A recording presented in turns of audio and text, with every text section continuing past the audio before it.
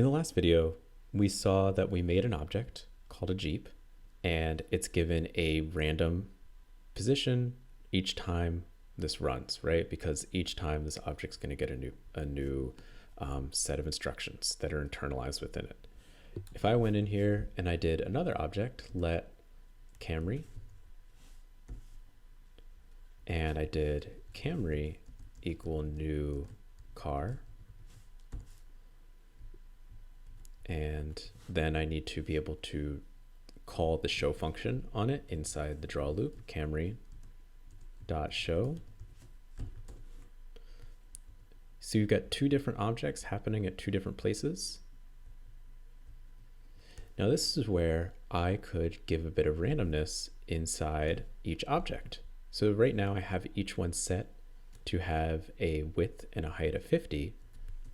If I want a random width, I could do something like this.w, because it's going to be particular to this object, and do random.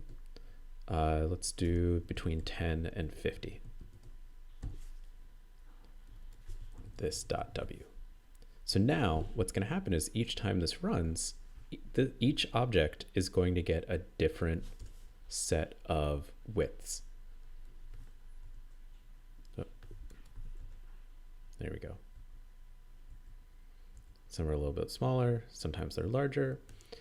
So you can think about the idea of a class as being a cookie cutter.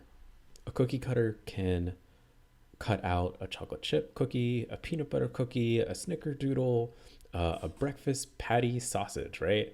But it's always going to retain the same shape. But the amount of chips inside your chocolate chip cookie might be different, or the amount that the amount of sugar in each one might be a little bit different, right? And so a class gives a set of instructions that are like the basic container, but we can give some randomness inside there or specific instructions. So here, if I wanted to pass something like the X position and Y position, what I could do is, instead of saying constructor random width, I could say this position equals X, and I could pass to it X here.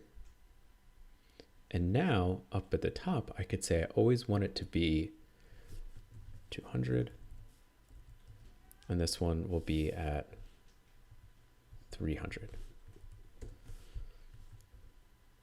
You can see they're always going to be on that same line next to each other. This one is the one that's 200. This is the one that's 300.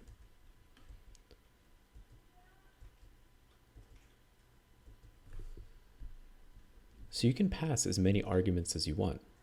You could have each one have a random width or random height inside there. You could even do this with color. So if I said this dot col for color, and then we could do random 255, or let's do we'll do 255 here. Fill this dot col. Now when I run this, they're each going to get their own specific different colors. Now, what if we want to make this move? We're going to look at that in the next video.